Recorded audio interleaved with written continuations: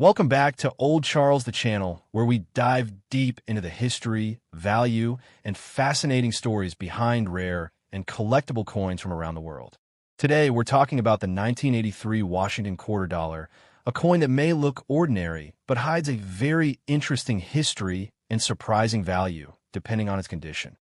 The Washington quarter has been in circulation since 1932, when it was first introduced to honor the 200th anniversary of George Washington's birth. Designed by sculptor John Flanagan, the obverse features a portrait of George Washington, while the reverse from 1932 until 1998 showcased a bald eagle with outstretched wings. By 1983, the quarter was struck at three major U.S. mints: Philadelphia, no mint mark; Denver, D mint mark; San Francisco, S mint mark. Proof coins only. Unlike earlier quarters, the 1983 Washington quarter was made of a copper-nickel clad composition, not silver. However, its value today is not based on its metal, but on rarity, demand, and especially condition. Another historical note is that in 1982 and 1983, the U.S. Mint did not issue official mint sets, which means that high-quality examples of 1983 quarters are much scarcer than usual. Collectors often struggle to find uncirculated coins from these years, making them more desirable in the numismatic market. Now let's talk about value. If you found a 1983 Washington quarter in your change today, most likely it will be worth 25 cents in circulated condition, because millions were minted. But here's where it gets interesting. Condition makes a massive difference. Circulated condition ***, 25 cents up to $1. Uncirculated condition, MS60, MS63, ***, around $3 to $10. High mint state grades, MS65 and above, $15 to $50. Gem condition, MS67 and higher, ***. These can reach several $100s. In fact, some examples graded MS67 by Piece GS or NGC have sold for over $1,000 at auction. Proof coins from San Francisco, S mint mark, are also sought after. A standard proof might sell for $5 to $15, while a deep cameo or ultra cameo example can fetch $50 or more. One especially valuable variety is the 1983 P double die reverse quarter, where the lettering and design on the back show doubling. These rare error coins can sell anywhere from $250 to over $1,000, depending on grade. When it comes to coin collecting, condition is everything. Collectors and grading companies like Piece GS and NGC use the Sheldon grading scale from 1 to 70. The higher the grade, the sharper the details and the fewer scratches or blemishes the coin has. For the 1983 Washington quarter, coins found in circulation usually grade between fine, F12, and very fine, VF20, showing wear on Washington's hair and the eagle's feathers. Extremely fine, XF40, XF45, ***, coins still show most details, but with light wear. About uncirculated, 50 to 58 Australian dollars. ***, coins will have very slight wear only on the highest points. Mint state, MS60, MS70. ***, coins show no wear at all, with MS70 being a perfect, flawless coin. Finding a true gem mint state 1983 quarter is tough because most were heavily circulated, and again, no mint sets were issued to preserve pristine examples. This is why high-grade coins command such strong premiums today. So, while the 1983 Washington quarter might look like just another coin in your pocket change, its story is anything but ordinary. With the lack of mint sets, rare error varieties, and the difficulty of finding high-grade examples, this coin can be worth far more than face value to collectors. If you have a 1983 quarter, check the mint mark, check the condition, and if you suspect it could be uncirculated or an error variety, it might be worth getting it graded by a professional service. Who knows? That little coin could be hiding hundreds of dollars in value. The story of the Washington quarter begins almost half a century before 1983. Let's go all the way back to 1932, when the United States Mint first released this coin. The purpose was to honor the 200th anniversary of George Washington's birth, and it was originally intended to be a one-year commemorative coin. But the design became so popular that it replaced the standing Liberty quarter permanently. The sculptor John Flanagan designed the coin. On the obverse, we see a left-facing bust of George Washington with the inscriptions "Liberty, in God we trust," and the date. On the reverse, Flanagan placed a majestic bald eagle, perched on a bundle of arrows, with olive branches below, symbols of both strength and peace. From 1932 to 1964, quarters were struck in 90% silver. But beginning in 1965, the mint switched to a copper-nickel clad composition due to the rising price of silver. This change marked the modern era of the Washington quarter, and the 1983 issue belongs to this later clad series. Now, what makes the 1983 quarter historically interesting is the timing. In 1982 and 1983, the U.S. Mint faced economic challenges and high production costs. As a result, the Mint decided not to issue official uncirculated coin sets for those 2 years. This was a major break from tradition, since mint sets were the primary way collectors obtained pristine examples. The absence of sets meant that most 1983 quarters went straight into circulation and were subject to heavy use.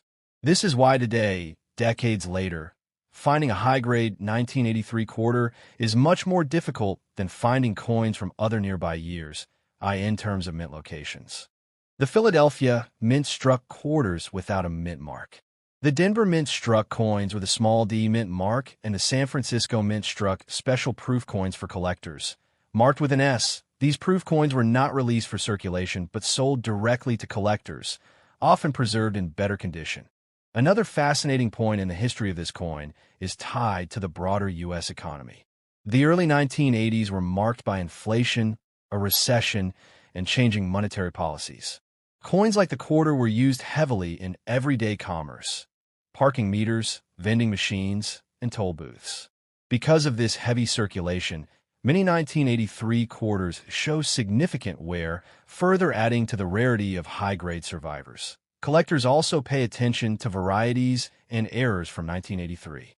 One of the most famous is the 1983 P double die reverse, where doubling can be seen on the inscriptions such as United States of America and E pluribus unum. Errors like this became highly prized pieces of numismatic history, connecting not just to minting mistakes, but also to the story of coin production in the 1980s.so. The history of the 1983 Washington quarter is not just about 1 year. It's part of a much larger timeline that spans from the birth of George Washington in 1732, to the coin's debut in 1932, to the metal composition change in 1965, and finally to the scarcity created by the mint's decision in 1982 and 1983. All of these events combine to make the 1983 quarter a fascinating collectible today. When it comes to coin collecting, condition is everything. Two coins with the same date and mint mark can have vastly different values, simply because of their physical state. Collectors and grading companies use a detailed system called the Sheldon scale, which ranges from poor, P1, all the way to perfect mint state, MS70. Let's break down how the condition of a 1983 Washington quarter affects its desirability and price. Most 1983 quarters you'll encounter were used in everyday commerce. These coins typically fall into circulated grades, where signs of wear are obvious. The coin is heavily worn. On the obverse, Washington's hair details are almost completely flat, and the rim may blend into the lettering. On the reverse, the eagle is just an outline with most feather details gone. At this level, the coin only holds face value. Washington's profile is still clear, but hairlines are mostly smoothed out. On the eagle, wings are visible but with no inner details. Value is still minimal, usually just 25 cents to a few cents over. Moderate wear across Washington's hair and the eagle's feathers. Some inner details start to show, but both sides are noticeably worn. Collectors rarely save these unless for error varieties. Now we begin to see some collector interest. Washington's hairlines are visible, though worn, and the eagle's feathers have some clear definition. These are still common, but they look much better than heavily worn examples. Washington's portrait shows strong detail, with only light wear on the cheek and hair. The eagle's wing and tail feathers are still sharp, though slightly rubbed. These circulated coins might bring $1 or $2 to collectors who want an affordable example. When a coin is graded about uncirculated, -50 Australian dollars to -58 Australian dollars, it means it saw very little circulation. The difference between AU and mint state is often just a trace of wear on the highest points of the design. For the 1983 Washington quarter, an AU coin will still have original luster, but close inspection will reveal rub marks on Washington's cheek or the eagle's breast feathers. Values for AU coins usually range between $2 and $5. But if the coin has strong eye appeal, it can sell for more. Here's where the big difference happens. Mint state means the coin never entered circulation and shows no wear at all. Instead, grading is based on strike sharpness, number of contact marks, and luster. These are extremely rare. Coins with this grade are virtually perfect, with full luster and eye-popping detail. Because so few 1983 quarters survive in this condition, an MS-67 example can bring $500 to over $1,000 at auction. Don't forget about San Francisco proof issues, 1983s. These coins were never meant for circulation.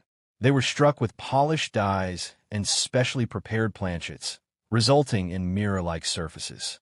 A typical proof might grade PR 65 or PR 66, worth around $5 to $10 deep cameo, DCM, or ultra cameo proofs, where the frosted designs contrast strongly against the mirror fields, are worth much more. Sometimes $50 or higher. The absence of official mint sets in 1982 and 1983 makes condition especially important for these years. For most coins, collectors can rely on mint sets to find pristine examples. But for 1983, the only way to get a high-grade coin was to set one aside directly from circulation. That means most surviving 1983 quarters are heavily worn, and true mint state gems are significantly scarcer. This is why coin grading companies like PeaceGS and NGC often list 1983 Washington quarters in high grades as conditional rarities. So, when evaluating your 1983 Washington quarter, always pay close attention to details, luster, and wear. A coin that looks ordinary to most people could be worth hundreds of dollars if it's in top condition.